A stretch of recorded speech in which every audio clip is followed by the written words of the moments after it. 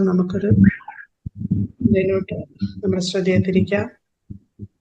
ലൂക്കോസിന് സുവിശേഷം 10-ാമത്തെ അധ്യായം അതിന്റെ 40-ാമത്തെ വാക്യം. ലൂക്കോസ് 10:40 ഇങ്ങനെ വായിക്കുന്നു: മാർത്തയോ വളരെ ശുശ്രൂഷയാൽ കുഴങ്ങിയിട്ട് അടുക്ക വന്ന്, കർത്താവേ, എന്റെ സഹോദരി ശുശ്രൂഷയ്ക്ക് എന്നെ തനിച്ചു വിട്ടിരിക്കുന്നതിൽ നിനക്ക് വിചാരമില്ലയോ?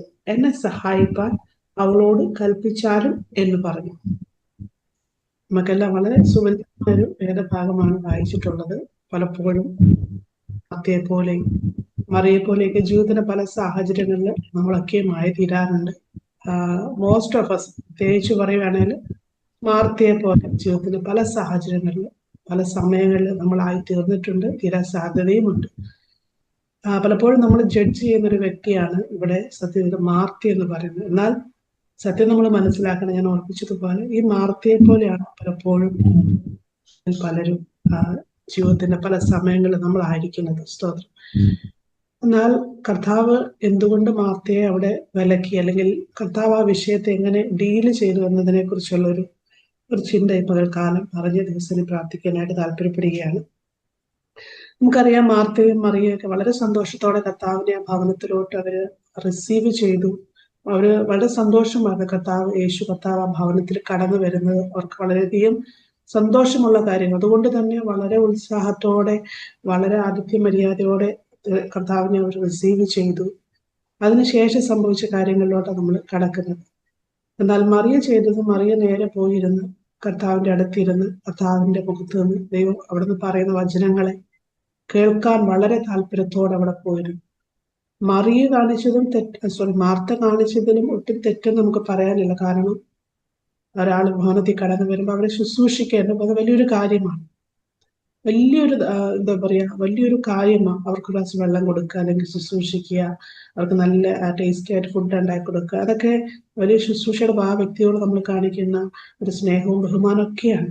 വലിയ ശുശ്രൂഷ തന്നെയാണ്. ഇപ്പൊ മാർത്ത ചെയ്ത ശുശ്രൂഷ ഒരിക്കലും അവിടെ തെറ്റായിരുന്നില്ല. പക്ഷേ പ്രോബ്ലം എന്ന് പറയുന്നത് മാർത്തയുടെ ഹൃദയത്തിന്റെ അവസ്ഥയായിരുന്നു. കർത്താവ് അവിടെ പറയുന്നുണ്ട്, സ്തോത്രം, ഹല്ലേലൂയ, മാർത്തയെ നീ പലതിനെ ചൊല്ലി വിചാരപ്പെട്ട് മനം കലങ്ങിയിരിക്കും. കർത്താവിന് ഈ ശുശ്രൂഷകളൊക്കെ ചെയ്യുമ്പോൾ അവളുടെ ഹൃദയത്തിന്റെ അവസ്ഥയെ കർത്താവ് അവിടെ കർത്താവ് അവിടെ സംബോധന ചെയ്യുന്നത്. സ്തോത്രം. അവൾ പലതിനെ ചൊല്ലി വിചാരപ്പെട്ട് മനം കലങ്ങിയിരിക്കും. അവൾ ചെയ്യുന്ന ശുശ്രൂഷ ആർക്ക് വേണ്ടിയിട്ടാണ്? അവൾ ഏറ്റവും കൂടുതൽ സ്നേഹിക്കുന്നു എന്ന് പറയുന്ന കർത്താവിന് വേണ്ടിയിട്ട്, മറ്റെന്തിലേക്കാളുപരി സ്നേഹിക്കുന്നു എന്ന് പറയുന്ന കർത്താവിന് വേണ്ടിയിട്ട് അവൾ ഈ ശുശ്രൂഷ ചെയ്യുന്നത്. ഒരു പക്ഷേ ഒരു ആ വീട്ടിലെ ഇപ്പൊ കല്യാണത്തിനൊക്കെ ഫുഡ് ഉണ്ടാക്കുന്നവരെ നമ്മൾ കണ്ടിട്ടുണ്ടാവുമല്ലോ. അവരൊരു ബദ്ധപ്പാടും അവരൊരു ഉത്സാഹവും ഒരു ധൃതിയൊക്കെ എന്ന് പറഞ്ഞ പോലെ പല കാര്യങ്ങളൊക്കെ ചെയ്യാനുണ്ടായിരുന്നതാണ്. ആ ഭവനത്തിൽ വിറകെടുക്കണം, വെള്ളം എടുക്കണം, അതുപോലെ ഒരുപാട് കാര്യങ്ങളൊക്കെ സെറ്റ് ചെയ്യാനുണ്ടായിരുന്നു. അവളുടെ ഉത്സാഹത്തോടെ ചെയ്യുന്നുമുണ്ട്. പക്ഷേ സെയിം ടൈം അവളുടെ ഹൃദയം വല്ലാതെ ഭാരപ്പെടുന്നുണ്ടായിരുന്നു. ഹൃദയം കുഴഞ്ഞിരിക്കുകയായിരുന്നു, മനസ്സ് ഭാരപ്പെട്ടിരിക്കുകയായിരുന്നു. അപ്പൊ അതുകൊണ്ട് അവൾ ചെയ്യുന്നുണ്ടോ എന്ന് ചോദിച്ചാൽ ഒരു പക്ഷെ ചെയ്യുന്നുണ്ടായിരുന്നു. വേണ്ട രീതിയിൽ അവൾക്ക് ചെയ്യാനായിട്ട് സാധിക്കുന്നുണ്ടായിരുന്നു.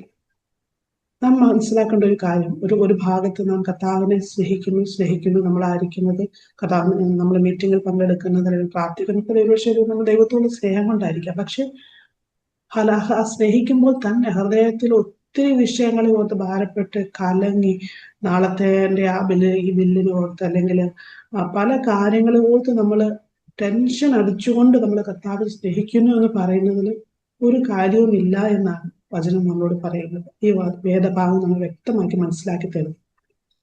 കാര്യം നമ്മൾ വിശ്വസിക്കുന്നത്, നമ്മൾ കർത്താവിനെ സ്നേഹിക്കുന്നു എന്ന് പറയുമ്പോൾ നമ്മുടെ നാളെയുടെ കാര്യങ്ങളും നമ്മൾ ഇന്നും ചെയ്യുന്ന കാര്യങ്ങളെല്ലാം നടത്തി തരുവാൻ ദൈവം ശക്തനാണ്, ദൈവം മതിയായവനാണ് എന്നുള്ളൊരു ആഴമേറിയ വിശ്വാസം നമുക്ക് വേണം. എൻ്റെ കൈ അവിടെ എത്തിയാലേ, എൻ്റെ ബുദ്ധി അവിടെ പ്രവർത്തിച്ചാലേ ആ കാര്യങ്ങളൊക്കെ ശരിയാകത്തുള്ളൂ എന്നും പറഞ്ഞുകൊണ്ട് നമ്മളൊരു കർത്താവിന് കൊടുക്കേണ്ട ഡിവോഷൻ കൊടുക്കാതെ നമ്മളങ്ങ് ഭയങ്കര ഫ്രസ്ട്രേഷനിലായിട്ട്, ഭയങ്കര നിരാശയിലായിട്ട് നമ്മൾ എന്തൊക്കെയോ കാട്ടിക്കൂട്ടിയിട്ടുണ്ടെങ്കിൽ അതുമില്ല ഇതും ഇല്ലാത്തൊരു അവസ്ഥയിലോട്ട് നമ്മൾ പോകാൻ സാധ്യതയുണ്ട്. അത് ശത്രുവിന്റെ വലിയൊരു ട്രിക്കാണ്. നമ്മുടെ മൈൻഡിൽ ആവശ്യമില്ലാത്ത ഭാരങ്ങൾ കൊണ്ടുവന്നിരുന്നത്. നമുക്കത് മാറ്റി വെച്ച് കഴിഞ്ഞാൽ ആ ഒരു പ്രവണത പ്രത്യേകിച്ച് സ്ത്രീകളോടുള്ള ബന്ധത്തില് ഞാനിങ്ങനെ ചിന്തിച്ചു, എന്തുകൊണ്ട് ഈ ഒരു കാര്യം പറയുമ്പോൾ സ്ത്രീകളെ എടുത്തു അല്ലെ, അല്ലെങ്കിൽ സ്ത്രീകളുടെ ഒരു പ്രത്യേക സ്വഭാവമായത് ഹല്ലേലൂയ ഒരുപാട് ഭാരപ്പെടുന്നത്, ഒരുപാട് വറി ചെയ്യുന്നത്. ഞാൻ അടക്കമുള്ള കാര്യം ഞാൻ പറയുന്നത്, എന്നെ മാറ്റി നിർത്തിയിട്ടല്ല പറയുന്നത്. നമുക്ക് നമ്മുടെ കുഞ്ഞുങ്ങളെ ഓർത്ത്, അല്ലെങ്കിൽ കുഞ്ഞുങ്ങൾ സ്കൂളിൽ പോയിരിക്കുമ്പോൾ ഇപ്പോൾ അവരെന്തെടുക്കുമായിരിക്കും, അല്ലെങ്കിൽ തിരിച്ചു വരാൻ ഒരുപാട് ടെൻഷൻസ് നമുക്കുണ്ടാവും. സ്തോത്രം. പക്ഷെ ഒരു പരിധി വരെ ഹല്ലേലൂയ നിങ്ങളതൊന്ന് മാറ്റി വെച്ച് നോക്കിക്കേ. അങ്ങനെയുള്ള വറികൾ നമ്മളത് മാറ്റി വെച്ചിട്ട് നമ്മുടെ ഫുൾ ശ്രദ്ധ, ഫുൾ കോൺസെൻട്രേഷൻ കർത്താവിലോട്ടൊന്ന് ആക്കി നോക്കിക്കേ. കാര്യങ്ങളെല്ലാം അത് എവിടെ നടക്കും. നമ്മൾ വറി ചെയ്തത് വെറുതെയായി നമുക്ക് കാണാനായിട്ട് സാധിക്കും. അതുകൊണ്ട് ഈ പകൽക്കാലം ഹല്ലേലൂയ പ്രിയ സഹോദരങ്ങളെ, എനിക്ക് ഓർപ്പിക്കാനുള്ള ഒറ്റ കാര്യം, സ്തോത്രം. കർത്താവ് പറഞ്ഞു, സ്തോത്രം, ഹല്ലേലൂയ ഇതിനെക്കുറിച്ച് ഭാരപ്പെടേണ്ട. ഹല്ലേലൂയ കർത്താവ് നമ്മൾ ശ്രദ്ധ കേന്ദ്രീകരിക്കുവാണെങ്കിൽ, സ്തോത്രം, ഹല്ലേലൂയ കർത്താവിൽ നാം പൂർണ്ണ ശ്രദ്ധ കൊടുക്കുകയാണെങ്കിൽ, സ്തോത്രം, ഒരുപക്ഷെ ഹല്ലേലൂയ ഞാൻ ചിന്തിക്കുക, അവിടെ ആ ഒരു ഫുഡ് ഉണ്ടാക്കി കഷ്ടപ്പെടേണ്ട ആവശ്യം ഉണ്ടാകത്തില്ലായിരുന്നു മാർത്തയ്ക്ക്. അതിലും വലിയത് അവളുടെ മനസ്സ് നിറയുന്ന, അല്ലെങ്കിൽ അവൾക്ക് തൃപ്തിയാകുന്ന നിലവാരത്തെ കർത്താവിൽ നിന്ന് കേൾക്കുമ്പോൾ ആ ഭവനം ഒത്തിരി സമൃദ്ധമായിട്ട് ഹല്ലേലൂയ മാറേണ്ട ഒരു സാഹചര്യം കർത്താവോട് ഉണ്ടാക്കിയേനെ. സ്തോത്രം. അവൾ ചെയ്ത ശുശ്രൂഷയെ കുറിച്ച് ഒന്നും അവിടെ ചെറുതായിട്ട് പറയുന്നില്ല. പക്ഷെ ഹൃദയം ഭാരപ്പെട്ടുകൊണ്ട്, ഹൃദയം കലങ്ങിക്കൊണ്ട് നമുക്കൊന്നും ചെയ്യാൻ സാധിക്കത്തില്ല, നമുക്കൊന്നും പെർഫെക്ഷനോടെ ചെയ്യാൻ സാധിക്കത്തില്ല എന്നുള്ള തിരിച്ചറിവാണ് നമ്മളിവിടെ മനസ്സിലാക്കേണ്ടത്. സ്തോത്രം. മറിയെ സംബന്ധിച്ച് പറയുവാണെങ്കിൽ അവളുടെ അടുത്ത് തീരുമാനം കർത്താവ് അവിടെ അപ്രീഷിയേറ്റ് ചെയ്യുന്നത് ദിവസങ്ങൾ കൂടുതൽ അതേക്കുറിച്ച് ചിന്തിക്കാൻ താല്പര്യപ്പെടുക. എന്നാൽ മാർത്തയോട് പറയുന്ന ഒറ്റ കാര്യം, മാർത്തയെ നീ പലതിനെ ചൊല്ലി വിചാരപ്പെടുക.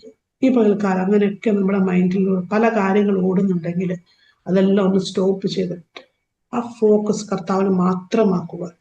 കർത്താവ് നമ്മെ സഹായിക്കട്ടെ. ഹാലയില് വചനം ഇങ്ങനെ സങ്കീർത്തനം 46:10 ഇങ്ങനെ പറയുന്നുണ്ട്, മിണ്ടാതിരുന്നു ഞാൻ ദൈവമെന്ന് അറിഞ്ഞുകൊള്ളു, ഞാൻ ജാതികളുടെ ഇടയിൽ ഉന്നതനാകും, ഞാൻ ഭൂമിയിൽ ഉന്നതനാകും. മിണ്ടാതിരിക്കാന്ന് പറയുമ്പോൾ ഹാലയിൽ നമ്മൾ വാഗൊണ്ട് മാത്രമല്ല നമ്മുടെ ഹൃദയവും ദൈവസ്ഥനിൽ ഏകാഗ്രമാക്കി സൈലന്റ് ആക്കി കൊടുക്കേണ്ട ആവശ്യങ്ങളുണ്ട്.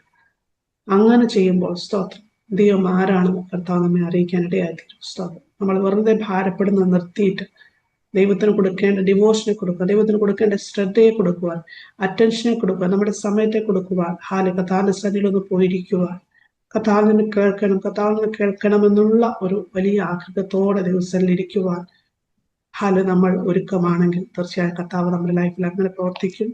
ദൈവിക സമാധാനം, വലിയ സമാധാനം ഹല്ലേലൂയ ഒരുപക്ഷെ ഹല്ലേലൂയ വളരെ ജെന്റിലായിട്ടായിരിക്കും, ഒരു ഫയർ വർക്സ് പോലെ അല്ലെങ്കിൽ വലിയ പൊട്ടിത്തെറിക്കുന്ന മാതിരിയുള്ള കാര്യങ്ങളൊന്നും ആയിരിക്കത്തില്ല. ദൈവത്തിന്റെ മറുപടികളും ദൈവത്തിന്റെ സമാധാനം നമ്മുടെ ഹൃദയത്തിലോട്ട് വരുന്നത് വളരെ ജെന്റിലായിട്ട്, വളരെ സാവധാനതയിലുള്ള ദൈവിക സമാധാനം, സ്വസ്ഥത കർത്താവ് നമ്മുടെ ഹൃദയത്തിൽ തരും. ആമേൻ. സ്തോത്രം. അങ്ങനെയുള്ള സമാധാനത്താൽ നിറയുവാൻ ദൈവത്തിന്റെ ആത്മാവ് നമ്മെ സഹായിക്കട്ടെ എന്ന് ഈ പകൽക്കാലം പറഞ്ഞുകൊണ്ട് എന്റെ വാക്കുകളെ നിർത്തുന്നു.